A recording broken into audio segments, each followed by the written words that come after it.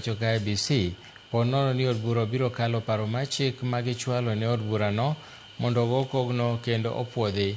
Parono keto kwan pesa mowinjore otigodo e kinde kampen e kuonde chung' od buche duto ma pachoka, kamano oting'o goyo chapa pichni, yore mag wuoth, keto posta, lendo e ute mag fwambo e kind mamoko.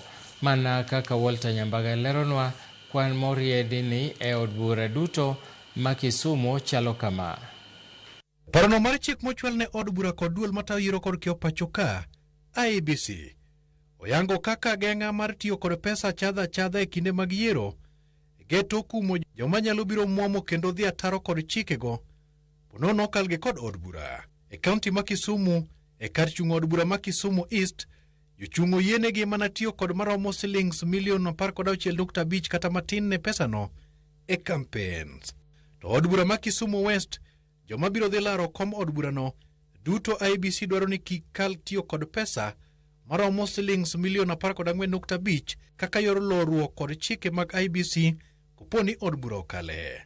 Jolar kom od bura ma Kisumu Central bende IEBC okoni nyalo mana tiyo kod maromo shillings milion 14.5 kende e kata matin ne mano makagi kalo to bade chik biro ngwamogi.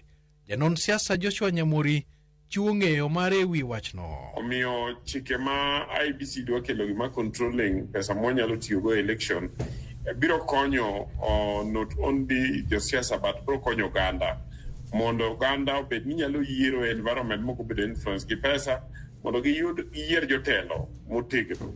Nikech kata pesa migologano ok en ga pesa madhine ji te, en pesa madhine ji matindo. Ji mang'eny gima pesa no nyalo konyogo japiny malong'o be onge. To end up ni jopiny oyiero ng'ama ok nyal telo ne. To e kar chung' od bura maseme jochung' omi mana thuolo mar tiyo kod shillings milion 12.9 kende e kata matin ne pesano. E kindeno maromo shillings milion 14.7 ema oyiedhi ne jochung' mageto kom manyando e yiero manyien. Wach mar financing mar election ni en gima pinje mang'eny osebedo ka control.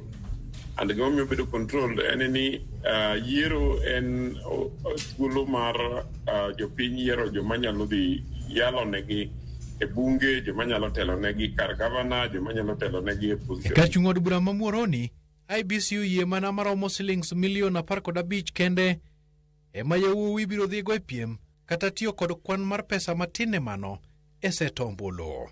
E kama bende IEBC okete nyong'ong koponi od bura okale parono en kar chung' od bura ma Nyakach ma maromo shillings milion 14.3 ema owinjore otigodo kata matin ne mano. To wach sechopo Kenya ka kama tabu maduong' en ni nikech jochung' moko ng'eyo ni onge gima ginyalo miyo jopiny ma ginyalo konyogo jopiny ka jopiny oseyierogi kata gionge historia mar gorruok ne jopiny gikonyo jopiny e yo moro amora.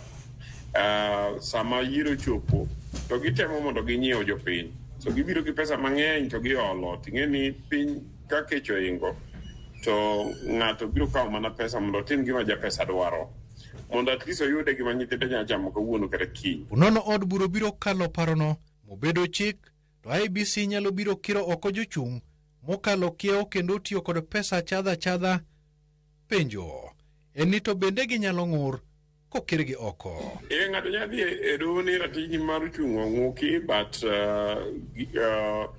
the facts and the principles mag election, any election onego bed ni en free and fair.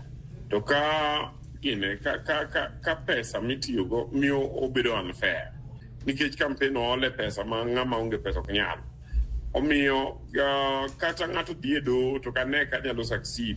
Walter Nyambaga, Ramogi TV.